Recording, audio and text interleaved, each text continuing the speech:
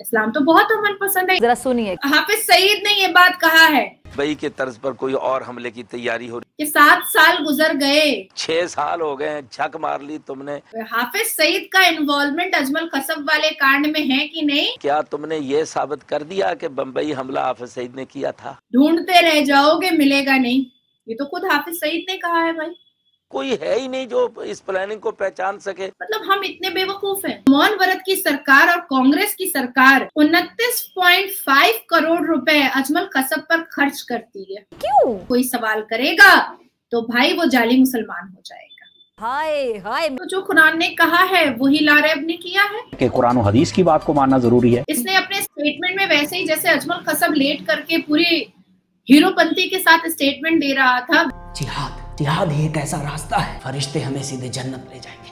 अरे बाबा! और जन्नत में खूबसूरत हूरें होंगी, दूध और शहद की नदियां होंगी कि हम आएंगे और हम दूध और शहद की नहरें बहा देंगे, जहाँ हमें उनसे नहलाया जाएगा। कौन है ये लोग? पढ़े लिखे जाहिल। वैसे इसने भी लेट करके हीरोपंती के साथ स्टेटमेंट दिया है। गुस्ताख लोग थे। आज कलेजा फट रहा है और पिछाड़ फट रहा है कि योगी जी ने लारेब लश्कर के पैर में गोली दाग दी। यहाँ गोली दागना चाहिए था, यहाँ। तो फिर होगा क्या? कम से कम 50 लारेब हिजाब पहन करके घर में बैठा होता।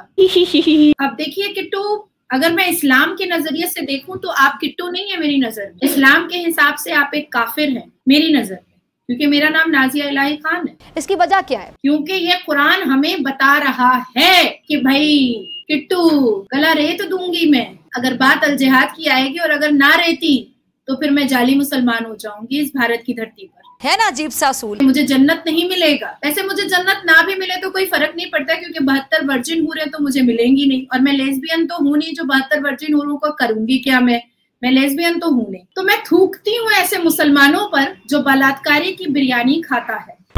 तो कैसे हो किटकैट्स? आई होप अच्छे होगे, मैं भी अच्छी हूँ। तो आज हमारे साथ है नाजिया मैम। तो मैम आपका बहुत बहुत स्वागत है हमारे चैनल पर। जय श्री राम। जय श्री राम, वंदे मातरम, भारत माता की जय। और तुम्हारे तमाम किटकैट को मेरा बहुत सारा प्यार। Thank you ma'am. Thanks, love you. Ma'am अभी जो यूपी में हुआ है कि इस्लाम के अपमान में बस कंडक्टर का वो गला रेत दिया, तो मतलब इंजीनियरिंग कर रहा है और पढ़ा लिखा बंदा ऐसे काम कर रहा है तो समझ में नहीं आता। और पहले राजस्थान में भी हुआ था, उदयपुर में, उसका भी वीडियो बनाते हैं और साथ में जो नारे पाकिस्तान में लगते हैं वो भी लगाते हैं। लब्बैक लब्बैक लब्बैक। तो इस पूरे मामले पर आपका क्या नजरिया है? 26/11 के अजमल कसब की याद दिला दी लारेब ने, 9/11 के उसामा बिन लादेन की याद दिला दी लारेब ने, और 25/11 लारेब ने ही गला रेत दिया। 11 तो बहुत लकी नंबर है मुसलमानों के लिए। गला रेतना, बोटियां करना, खून की नदियां बहाना, ये सब मुसलमानों को बहुत पसंद है, क्योंकि उनके मजहब की किताब में ये चीजें बताई भी गई हैं और जस्टिफाई भी किया गया है। अब बात यहाँ पर आती है कि जब कुरान खुद कह रहा है सूरह अल बकरा के वर्सेस 216 में कि होली वॉर करना कोई जुर्म नहीं है, अल जिहाद ये कुरान में कई बार जिक्र है। जब कुरान कहता है या अय्युहल लज़ीना आमनू ला तत्तखिलू अबाउकुम व अख्वानकुम औलिया अन अस्तहिब्बु अल कुफ्र अलल ईमान व मन यतवल्ला मिनकुम फउलाइका हुमुज़ ज़ालिमून। जब कुरान ये कहता है या अय्युहल लज़ीना आमनू ला तत्तखिलू अबाउकुम व अख्वानकुम औलिया इन अस्तहिब्बु अल कुफ्र अलल ईमान व मन यतवल्लहुम मिनकुम फउलाइका हुमुज़ ज़ालिमून, मुझे लगता है आपको समझ में नहीं आया है। इसका मतलब है कि आप अपने परिवार को छोड़ दें, अपने माँ बाप को छोड़ दें, अपने समाज को छोड़ दें, लेकिन अल्लाह और रसूल को ना छोड़ें। तो जो कुरान ने कहा है वही लारेब ने किया है। उसके कान में लगा कि एक बेचारे मामूली से बस कंडक्टर जो 2 वक्त का रोटी के लिए काम कर रहा था, खट रहा था, मेहनत कर रहा था, शायद उससे कोई गुस्ताखे रसूल हो गया तो उस गरीब का गला रेत दिया जाए, नहीं तो हुजूर पाक सल्लल्लाहु अलैहि वसल्लम नाराज हो जाएंगे। अच्छा, मुझे समझ नहीं आता है कि रसूल पाक ऐसे ऐसे क्रिमिनल एक्टिविस्ट को क्यों बना करके धरती पर रखे हैं गला रेतवाने के लिए। क्या रसूल पाक सल्लल्लाहु अलैहि वसल्लम के पास इतनी ताकत खुद नहीं है कि उनको जब कोई गुस्ताखी करता है उनके साथ तो वो खुद उसका बदला नहीं निकाल सकते हैं? मैं आज तक मुसलमानों का ये फंडा समझ नहीं पाती हूँ कि मस्जिद अल्लाह का घर है और वो बचाना है तो बलात्कार कर दो अल्लाह अकबर के नारे पर, 6 महीने के बच्चे को माइक्रोवेव में जला दो, अल्लाह अकबर के नारे पर लड़कियों को नंगा करो, और जब गुस्ताख रसूल हो जाए तो रसूल और अल्लाह बदला नहीं लेंगे। ये जो भारत की मिट्टी में जो लोग हैं या इस पूरी दुनिया में जो मुसलमान हैं वो बदला लेंगे गुस्ताख रसूल का। अच्छा, ये बंदा जो है इसने अपने स्टेटमेंट में वैसे ही जैसे अजमल कसब लेट करके पूरी हीरोपंती के साथ स्टेटमेंट दे रहा था, वैसे इसने भी लेट करके हीरोपंती के साथ स्टेटमेंट दिया है कि वो तो लब्बैक पर मैंने ये कार्य किया है, क्योंकि रसूल की गुस्ताखी उसने की थी, गुस्ताख लोग थे, इसलिए मैंने ये उसका गला रेत दिया है। और वो पाकिस्तान के एक प्रीचर, एक इस्लामिक प्रीचर की बातें सुनता था। बहसीयत मुस्लिम मेरा आपसे सवाल है, आप ये बताएं कि साइंस की बात को मानना जरूरी है या कुरान और हदीस की बात को मानना जरूरी है? तो सादा सा जवाब है कि कुरान और हदीस की बात को मानना जरूरी है। उत्तर प्रदेश के एटीएस ने जैश-ए-मोहम्मद लिंक टेररिस्ट को अरेस्ट किया था जब नुपुर शर्मा का गला रेतने के लिए ये उठा था, जिसका नाम नदीम था। उसके बाद गोरखनाथ टेम्पल अटैक हुआ था, अहमद मुर्तुजा अब्बासी, डेथ पेनल्टी उसको मिली है। ये क्या किया था? यह गोरखनाथ के एक टेम्पल को तोड़ने के लिए और वहां पर अपने इस्लाम का झंडा लहराने के लिए चला गया था। उसके बाद आज 2 टेररिस्ट जो हैं, वो पाकिस्तान के 2 टेररिस्ट जो लश्कर तैयबा से जुड़े हुए हैं, जो ISI एजेंट है, वो भी अरेस्ट हुए हैं आज के दिन, आज अभी कुछ घंटे पहले, जो यहाँ पर किसी बहुत खास मकसद के लिए आए थे और उनके हिसाब से वो अल्लाह के भेजे हुए एक फरिश्ते हैं जो काफिरों को मारने आए। अब देखिए किट्टू, अगर मैं इस्लाम के नजरिए से देखूं तो आप किट्टू नहीं है मेरी नजर में। इस्लाम के हिसाब से आप एक काफिर हैं मेरी नजर में, क्योंकि मेरा नाम नाजिया इलाही खान है। अगर इस्लाम की बात आएगी और अल जिहाद का नारा उठेगा तो मुझे आपका गला काटना पड़ेगा और तलवार से रेतना पड़ेगा, आपका धड़ अलग और सर अलग करना पड़ेगा, क्योंकि ये कुरान हमें सिखा रहा है, क्योंकि ये कुरान हमें बता रहा है कि जब बात आ जाएगी अल जिहाद की तो आप किट्टू नहीं रह जाएंगी, आप काफिर हो जाएंगी। और किट्टू, आज आप मुझे इतनी मोहब्बत करती हैं, लेकिन कल को आपकी मृत्यु होगी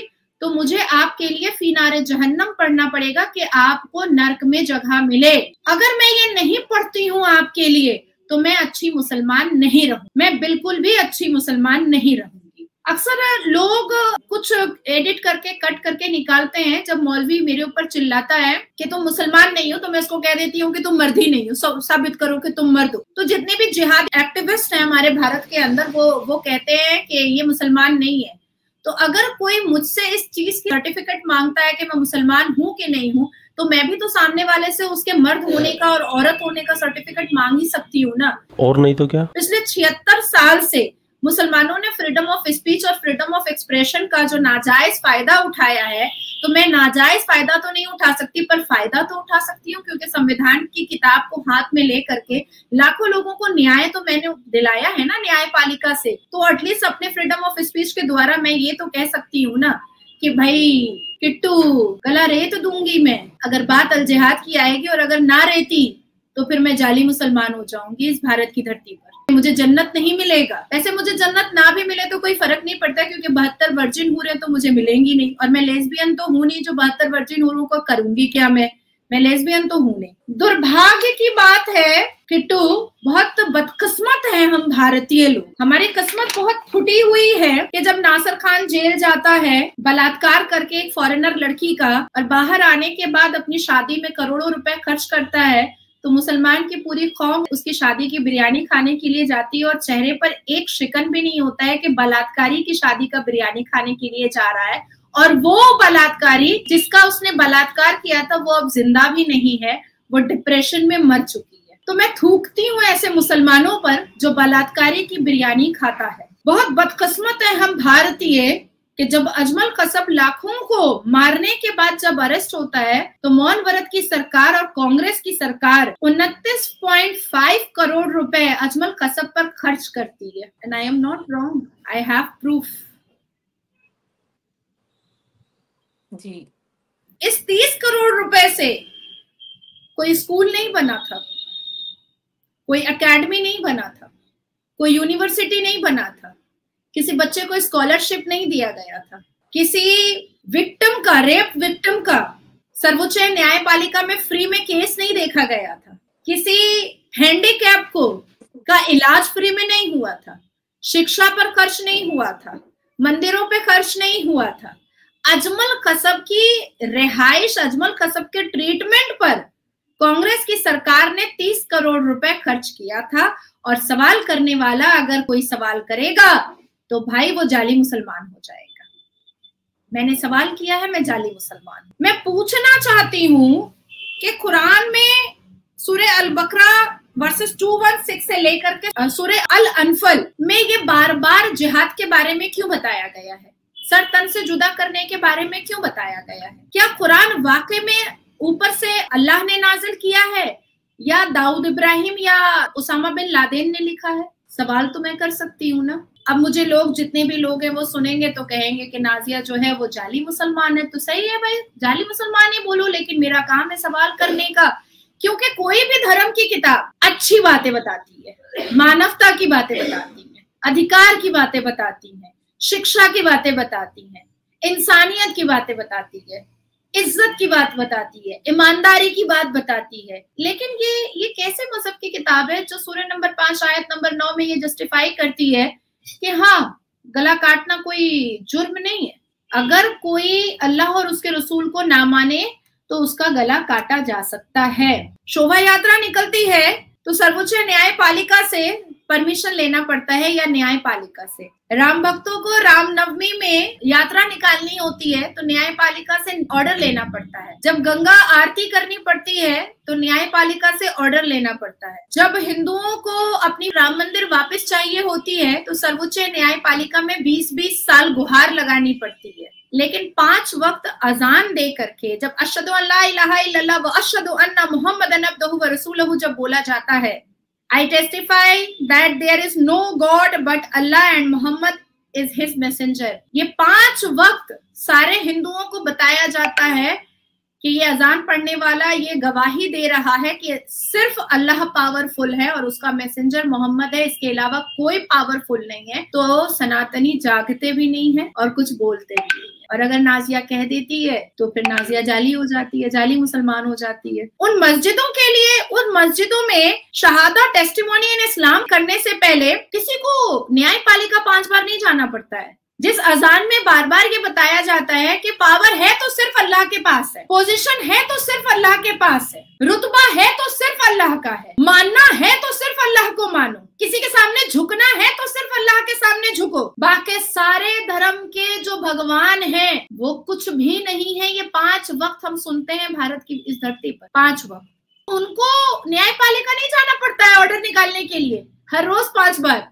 लेकिन दिवाली में कितने बड़े पटाखे जलाने हैं ये सर्वोच्च न्यायपालिका तय करता है कि कौन से साइज का पटाखा जलाना पड़ेगा। हिंदुओं, तुम हिंदुओं और सनातनियों फुलझड़ी जलाओगे, चरखी जलाओगे, रॉकेट नहीं जलाओगे, लेकिन 5 वक्त अजान में हर रोज आपके भगवान को मलाइन किया जाता है, हर रोज आपके भगवान को डिफेम किया जाता है, हर रोज आपके भगवान को बेइज्जत किया जाता है, बेआबरू किया जाता है, छोटा दिखाया जाता है, तब सर्वोच्च न्यायपालिका कुछ नहीं बोल। पटाखों के फैसले के लिए सर्वोच्च न्यायपालिका के पास समय होता है, लेकिन अजमल कसब पर 30 करोड़ रुपए क्यों खर्चा किया गया, और वो भी कांग्रेस की सरकार जब केंद्र में बैठी थी और वो जनता का पैसा था जो जनता के हित में खर्च करना था, इसके बारे में कोई बात नहीं करेगा, कोई भी बात नहीं करेगा। क्यों बात नहीं करेगा? और अगर जो करेगा उसका सर तन से जुदा।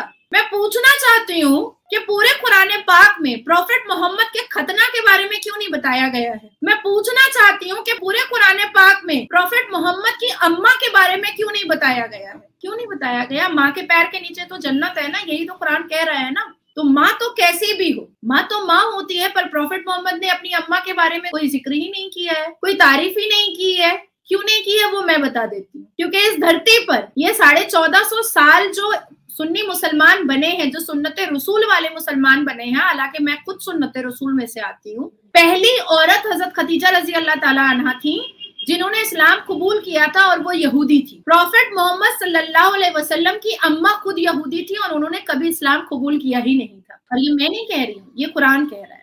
आज हम लारेब की बात करें या हम उसकी बात करें जिसने कन्हैया का सर अलग कर दिया था, सर धड़ से जुदा कर दिया था, अजमल कसब की बात करें उसामा बिन लादेन की बात करें, सबके स्टेटमेंट एक जैसे हैं कि अल्लाह की राह में और अल्लाह की शान में और मोहम्मद की शान में किसी का गला कतर दो और खुद जन्नत में चले जाओ और 72 वर्जिन हूरे पालो। सबका सेम स्टेटमेंट, सबका सेम स्टेटमेंट।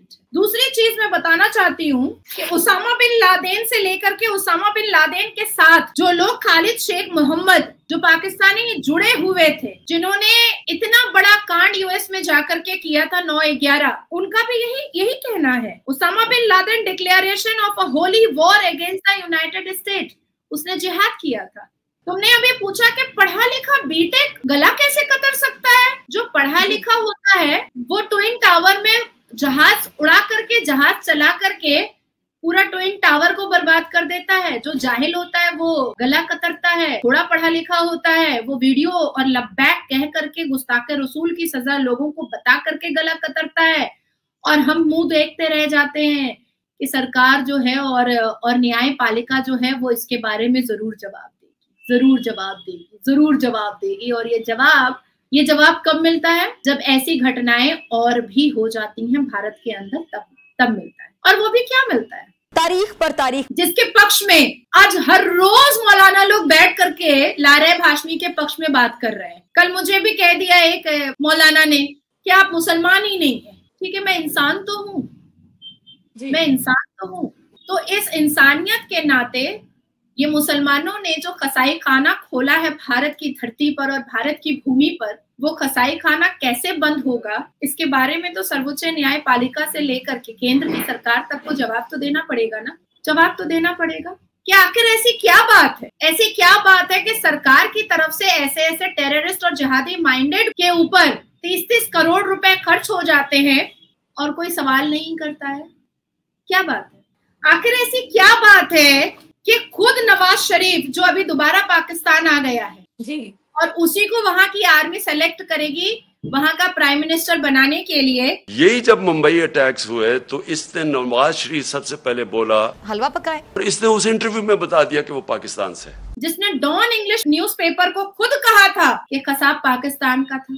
ये तो नवाज शरीफ ने खुद एक्सेप्ट किया है। हाफिज सईद ने ये बात कहा है मुंबई के तर्ज पर कोई और हमले की तैयारी हो रही कि 7 साल गुजर गए, 6 साल हो गए, झक मार ली तुमने। हाफिज सईद का इन्वॉल्वमेंट अजमल कसब वाले कांड में है कि नहीं? क्या तुमने ये साबित कर दिया कि बम्बई हमला हाफिज सईद ने किया था? ढूंढते रह जाओगे, मिलेगा नहीं। ये तो खुद हाफिज सईद ने कहा है। भाई कोई है ही नहीं जो इस प्लानिंग को पहचान सके। मतलब हम इतने बेवकूफ हैं, हम इतने बेवकूफ हैं कि हर रोज हर लम्हा हमारे भारत में स्लीपर सेल चले आते हैं, अजमल कसब चला आता है, सीमा गुलाम हैदर चली आती है और ना जाने कितने लोग चले आते हैं, हमारा बुरा करके निकल जाते हैं। हम आस्तीन के अंदर सांप पालते हैं और दूध भी पिलाते हैं और 5 वक्त अजान के द्वारा ये 82.7% सनातनी सुनते हैं कि उनके भगवान का कोई अहमियत नहीं है, अल्लाह का बहुत बड़ा अहमियत है। और फिर भी आप लोग शांत रहते हैं, आप लोग फिर भी चुप रहते हैं। धन है, बहुत अच्छी बात है, बहुत अच्छी बात है। और जब आप कहते हैं और जब आप आवाज उठाते हैं तो यही न्यायपालिका आप लोगों के ऊपर केस करता है कि नहीं, किसी भी क्राइम को मजहब के आधार पर नहीं देखा जाएगा, क्राइम को क्राइम के आधार पर देखा जाएगा। तो मैं पूछना चाहती हूँ कि 26/11 हनुमान चालीसा पढ़ के तो बम नहीं फोड़ा गया था। 9/11 हनुमान चालीसा पढ़ करके तो ओसामा बिन लादेन ने ट्विन टावर को में जहाज नहीं घुसाया था। 25/11 लारैब हाशमी ने तो लब्बैक कहा था, जय सिया राम तो नहीं कहा था। नवाज शरीफ ने डॉन न्यूज़पेपर को, इंग्लिश न्यूज़पेपर को जो पुष्टिकरण करके बताया कि अजमल कसब कहाँ से गया था, तो नवाज शरीफ तो कोई हिंदू नहीं है। कन्हैया का जिसने गला कतरा था वो हिंदू तो नहीं था।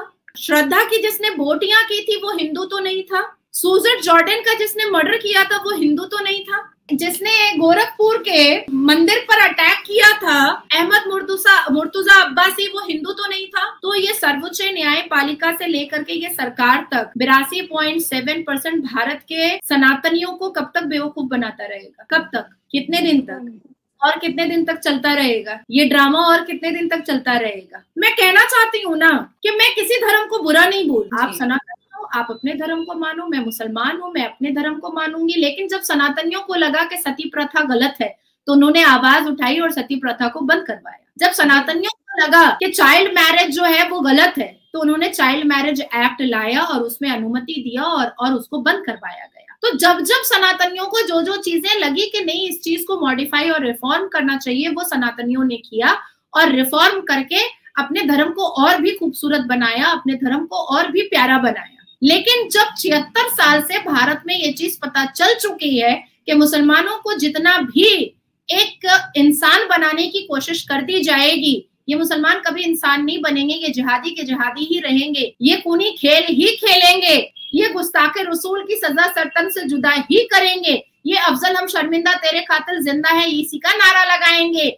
ये हिंदुस्तान तेरे टुकड़े होंगे इंशाल्लाह इंशाल्लाह का ही नारा लगाएंगे। तो आखिर सरकार कोई कड़ा निर्णय क्यों नहीं ले रही है? जब सर्वोच्च न्यायपालिका पटाखों पर इतना कंसंट्रेशन कर सकता है, तो फिर सर्वोच्च न्यायपालिका एक ऐसा गैजेट या ऐसा जजमेंट क्यों नहीं पास करता है कि अगर एक भी व्यक्ति, किसी भी धर्म का व्यक्ति अगर इस तरह की कोई भी टेररिज्म और जिहादी एक्टिविटीज करेगा, उसकी सजा सिर्फ सजाए मौत होगी। तो आगे करने से पहले ये लोग सोचेंगे, सोचना पड़ेगा। जब मुसलमानों को ये समझ में आता है ना कि 10 साल की सजा खटने के बाद नासिर खान बाहर निकलने के बाद हीरो बन करके शादी कर लिया और करोड़ों रुपए खर्च कर करके 5 स्टार होटल में अपना धूमधाम से ढोल बाजा ताशा के साथ अपनी बीवी को विदा करके लेके जा रहा है, तो सारे मुसलमान लड़कों को लगा हम भी सनातनी लड़की का बलात्कार कर सकते हैं, हम भी क्रिश्चियन लड़की का बलात्कार कर सकते हैं। उम्र का 10 साल जो है वो जेल में रहना पड़ेगा, तो धरती में भी हमको तो बाहर निकलने के बाद तो हमको कोई ना कोई मुसलमान नेता सपोर्ट कर ही देगा और हम करोड़ों खर्च करके हम निकाह भी कर लेंगे, बच्चा भी पैदा कर लेंगे, ढोल बाजा ताशा भी कर लेंगे और जन्नत में 72 वर्जिन हूरें भी मिल जाएंगी। क्यों मिल जाएंगी? क्योंकि एक सनातनी का बलात्कार करेगा, एक क्रिश्चियन का बलात्कार करेगा, तो अल्लाह और रसूल भी खुश हो जाएंगे बलात्कार करने से। तो आखिर ऐसे बलात्कारियों को रेमिशन ग्राउंड पर छोड़ा क्यों जाता है? और जब वो ढोल बाजा ताशा करके, जब करोड़ों रुपए का खर्च करके जब वो अपनी शादी करते हैं, तो ऐसे बलात्कारियों से न्यायपालिका उसको बुला करके उससे सवाल क्यों नहीं करता है कि 10 साल तो मियां तुम जेल में थे, तो ये करोड़ रुपए तुम्हारे पास आए कहाँ से? पूछता क्यों नहीं है? तो मैं किसकी गलती मानूं? क्या हमारे न्यायपालिका को और सख्त नहीं होना चाहिए? क्या हमारी सरकार को और सख्त नहीं होना चाहिए? आज कलेजा फट रहा है और पिछाड़ फट रहा है कि योगी जी ने लारेब लश्कर के पैर में गोली दाग दी। यहाँ गोली दागना चाहिए था। यहाँ अगर योगी जी की जगह मैं होती ना, तो यहाँ दगवाती गोली, ताकि समझ में आता। कम से कम 50 लारेब हिजाब पहन करके घर में बैठा होता। और ये जो जेल जाते हैं बलात्कारी, मुसलमान बलात्कारी और मुसलमान जिहादी, ये किसके पैसे से? एक पैसे से अंदर कंबल, टीवी, कैरम बोर्ड, हफ्ते में एक दिन अंडा, हफ्ते में एक दिन मटन खाते हैं जेल के अंदर। ये हमारे टैक्स के पैसे से खाते हैं।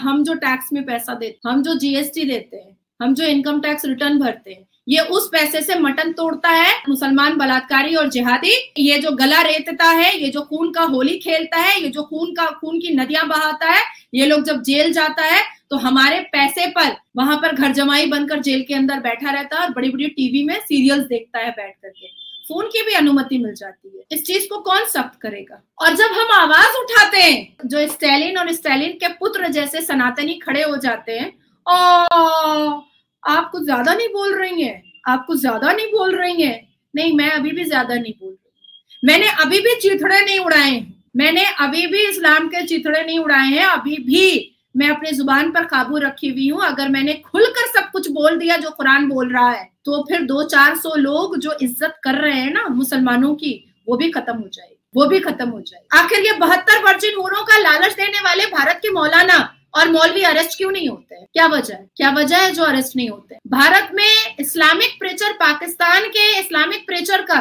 वेबसाइट भारत में बंद क्यों नहीं किया जाता है? ये लारायब हाशमी ने तो कहा ना कि वो इस्लामिक प्रेचर का यूट्यूब पे देखता था, वो उसको फॉलो करता था।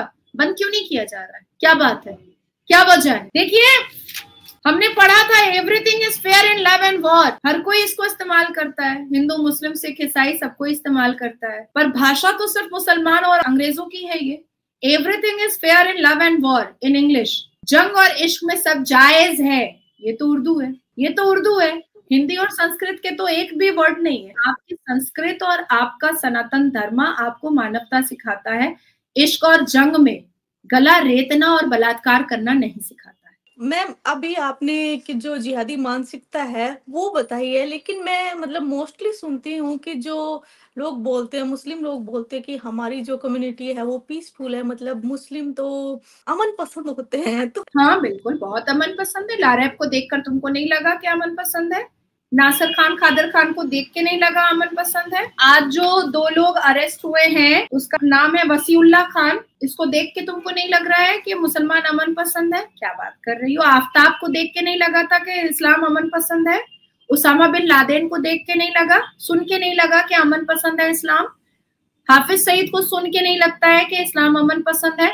पाकिस्तान में जो रोज कंधे पे हिंदू बेटियां उठा करके बलात्कार किया जाता है, उसको सुन के नहीं लगा कि इस्लाम अमन पसंद है? इस्लाम तो बहुत अमन पसंद है, इसलिए तो गला रेतता है, इसीलिए तो बलात्कार करता है, इसलिए तो हाथ में चापड़ रहता है। और कौन कहता है कि मुसलमान निहत्ता है?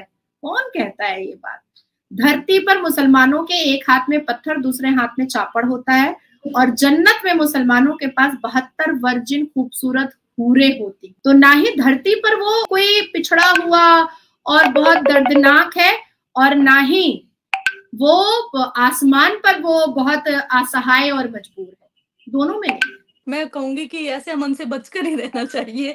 मैं भी चाहती हूँ कि ऐसे अमन से बच के रहना चाहिए, ऐसे अमन से दूर रहना चाहिए, ऐसे अमन से हमें परे रहना चाहिए, ऐसे अमन के खिलाफ हमें आवाज उठानी चाहिए। भाई ये भारत में हमें जो शंख की आवाज आती है उससे सुकून होता है, जो घंटियों की आवाज आती है उससे सुकून होता है। कम से कम हर रोज माइक पर 5 बार चिल्ला करके किसी के धर्म को बेइज्जत और छोटा नहीं दिखाया जाता है, इसलिए मैं रिस्पेक्ट करती हूँ सनातन धर्म की। मैम बहुत अच्छा लगा आपसे बात करके, थैंक यू।